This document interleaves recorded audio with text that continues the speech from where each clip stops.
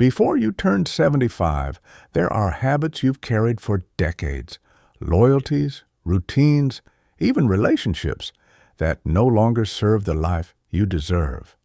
Letting them go may hurt, but holding on will cost you more: your peace, your health, and the freedom you've earned.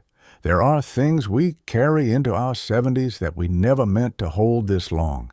Habits we picked up in our 30s, loyalties we formed in our 40s, routines we defended in our 50s. And now, as we approach 75, they become so familiar that we mistake them for who we are. But familiarity is not the same as necessity, and comfort is not the same as peace. The truth is, some of the heaviest burdens we carry are invisible. They don't announce themselves. They don't cause immediate pain. They just quietly drain us, day after day, year after year, until we realize we've been living smaller than we needed to. Not because we had to, but because we didn't know we could let go. This isn't about regret. It's not about looking back and wishing you'd done things differently. It's about looking forward and asking yourself a different question. What do I want the rest of my life to feel like? Because the answer to that question may require you to release things you've been holding on to for decades. And yes, that will hurt, but not as much as carrying them to the end. There are 6 habits that many of us carry into our mid-70s, and they cost us more than we realize. They cost us energy. They cost us peace. They cost us the freedom to live fully in the time we have left. And the hardest part is this: we've held them so long, we've forgotten they're a choice. But they are. And before you turn 75, it's time to make a different one.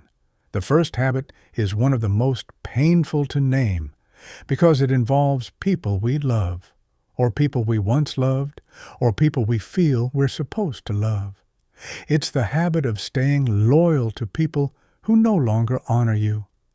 Maybe it's a friend you've known for 40 years, but every conversation leaves you feeling drained, criticized, or small.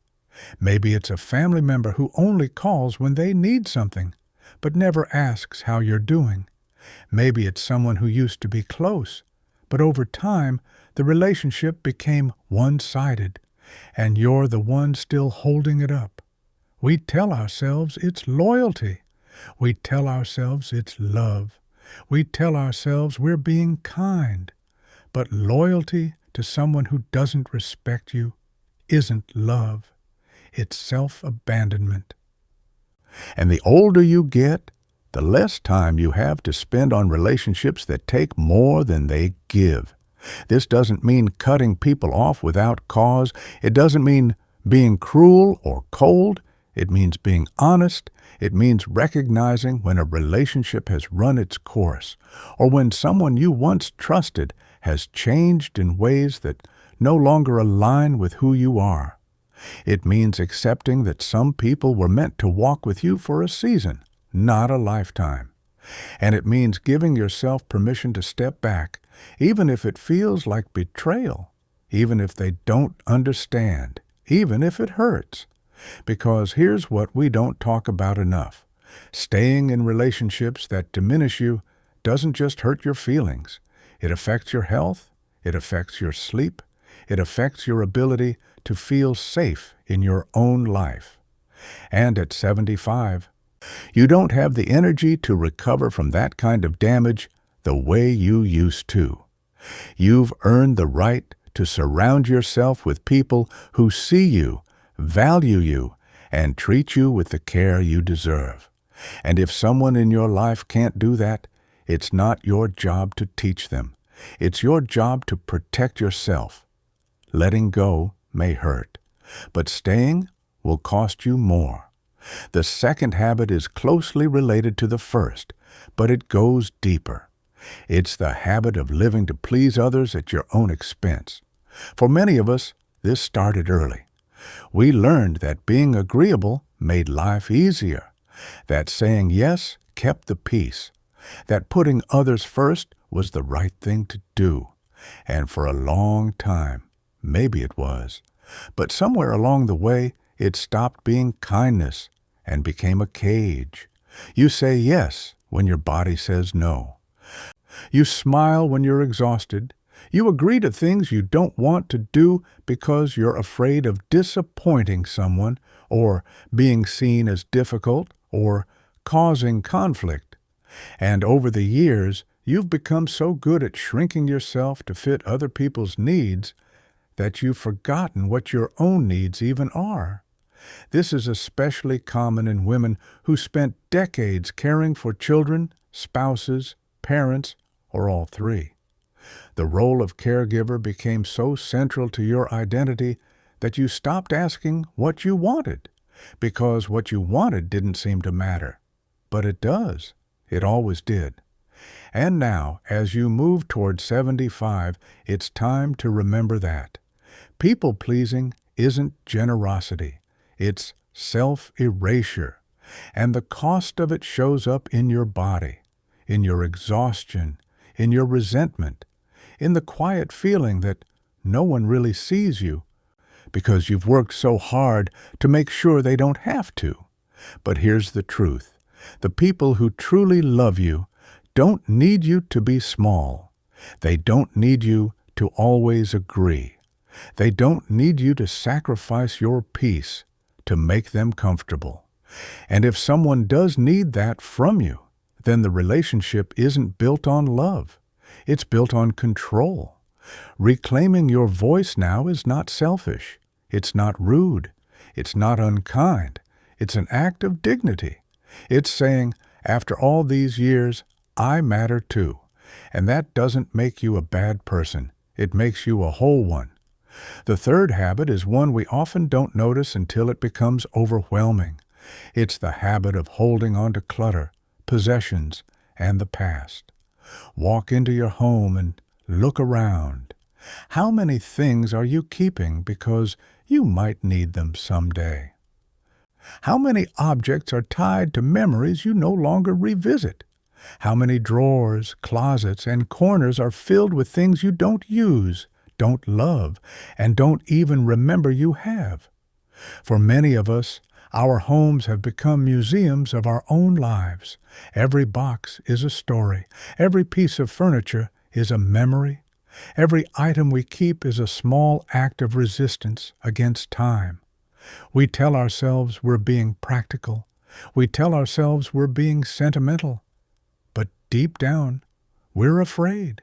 Afraid that letting go of these things means letting go of the person we were, the life we had, the people we loved. But here's what happens when we hold on too tightly. The past starts to crowd out the present. Your home stops feeling like a place of rest and starts feeling like a storage unit. You can't find what you need. You feel buried. And instead of being surrounded by what matters, you're surrounded by what used to matter. Simplifying your space isn't about erasing your history. It's about making room for your life right now. It's about being able to move freely in your own home. It's about reducing the mental weight of managing, organizing, and worrying about things that no longer serve you. And it's not just physical clutter. It's emotional clutter too. Old grudges, old stories about who hurt you and why, old identities you've outgrown but still cling to because you don't know who you'd be without them. All of it takes up space. All of it weighs on you. Letting go doesn't mean forgetting. It means choosing what you carry forward. And the lighter you travel, the farther you can go. The fourth habit is one that many of us resist because it feels like admitting defeat. It's the habit of eating and drinking like you're still 40. Your body at 75 is not the same body you had at 50. Your metabolism has slowed. Your digestion has changed. Your ability to process sugar, alcohol, and heavy meals is not what it used to be. And yet, Many of us are still eating the same portions, drinking the same amounts, and following the same routines we established decades ago. We tell ourselves it's fine. We tell ourselves we've earned it. We tell ourselves that at this age we should be able to enjoy what we want. And yes, you should. But enjoyment shouldn't come at the cost of your health, your energy, or your ability to live independently. This isn't about perfection. It's not about dieting or deprivation. It's about honesty. It's about noticing when certain foods make you feel worse, not better.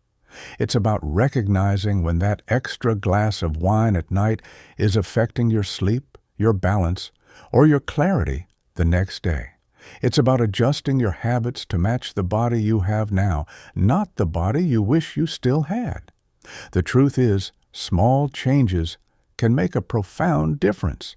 Eating lighter in the evenings, drinking more water, reducing sugar, paying attention to portion sizes.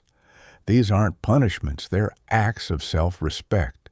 They're ways of saying, I want to feel good. I want to stay strong. I want to keep my independence as long as I can. And that's not about vanity. It's about vitality. It's about being able to do the things you love without feeling exhausted, foggy, or unwell. Your body is still capable of incredible things, but it needs you to work with it, not against it. The fifth habit is one of the most dangerous, and it's rooted in pride. It's the habit of refusing to ask for help or admit limitations. You've been independent your whole life. You've taken care of yourself. You've taken care of others, and the idea of needing help feels like failure. So you push through. You insist you're fine. You refuse to adapt. You keep doing things the way you've always done them, even when they've become difficult, unsafe, or painful. Maybe it's refusing to use a cane because you don't want to look old. Maybe it's insisting on driving at night even though your vision has changed. Maybe it's refusing to let anyone help with household tasks because you don't want to be a burden. But here's the truth. Refusing help doesn't keep you independent. It puts your independence at risk. One fall, one accident, one moment of stubbornness, and everything changes.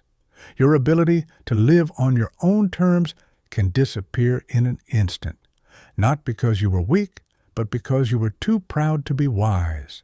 Asking for help is not defeat. It's strategy. It's knowing your limits and respecting them. It's adapting so you can stay in control longer. And the people who love you don't see it as weakness. They see it as trust. They want to help.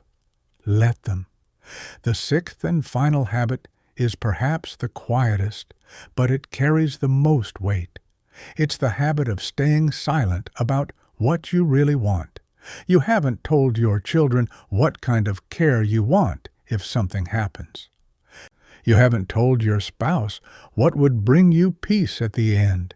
You haven't said the things you need to say to the people who matter most. And the longer you wait, the harder it gets. But silence doesn't protect anyone. It just creates confusion, guilt, and regret. Speaking now about your wishes, your fears, your love gives the people you care about a gift. It gives them clarity. It gives them permission. It gives them peace. And when the old habits are finally gone, what remains is light, presence, clarity, freedom. What remains is enough.